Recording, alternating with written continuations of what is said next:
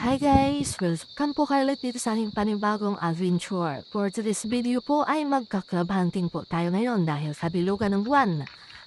Siguradong maglalabasan na naman yung mga kagang o land crab. Ngayon po ay solo trip po tayo ngayon. Wala po tayong kasama. Kaya sana makahuli para may pangulam.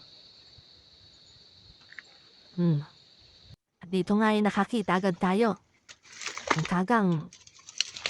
Buti nabutan pa natin sumot sa butas.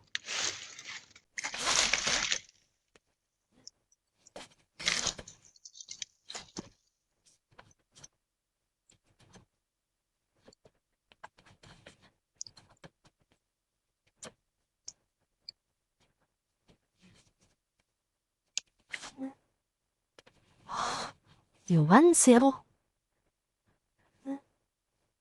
Kagang. Oh. Kaso maliit.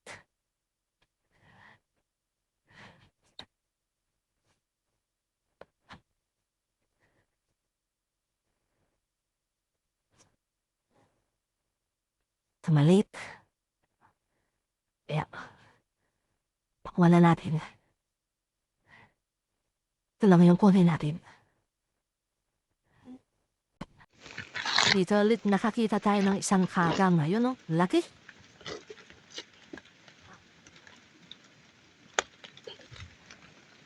Laki ng sipit. Lalaki. Ay sold na naman ang pangulam. At may malaking umang pa. Ayun oh, laki. Nakadalawa na tayo mga bossing. Dito nga nakakita ulit tayo. Isang kagang na naman. At lalaki ulit. Yun o. Sana makadagdag pa para may pangulam. At dito nga nakakita tayo ng isang uri ng ibon. Di ko alam kung anong tawag sa ganitong klaseng ibon. Ayan o. Tingkad ng mata. Anong ibon kaya to? Ano? Hindi siya lumilipad. Parang sobrang amo. Ano kayang ibon to? Paki-comment naman kung anong ibon to. At dito nga nakakita tayo ng kagang. Ulit. Pero may itlog. Yan o. Kaya dahil dyan, pakawalan natin ito mabusing para dumami pa. Para sunod na pag-club hunting natin ay marami na tayong mahuli. Dito may nakakita tayo ng isang bugatan. Siguro kinuha na to ng nauna sa atin. Kaya lang iniwan dahil maliit pa.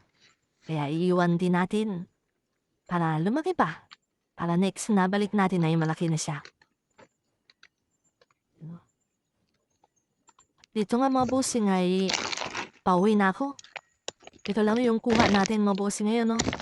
Kakaunti lang, mga 10 piraso lang. Pero pwede ng pangulam. Kalabas na lang yung kulang at may pangulam na tayo. Hanggang dito na mga bossing. Huwag yun naman sanang kalimutan ni-like at i-share ang ating video. Maraming salamat!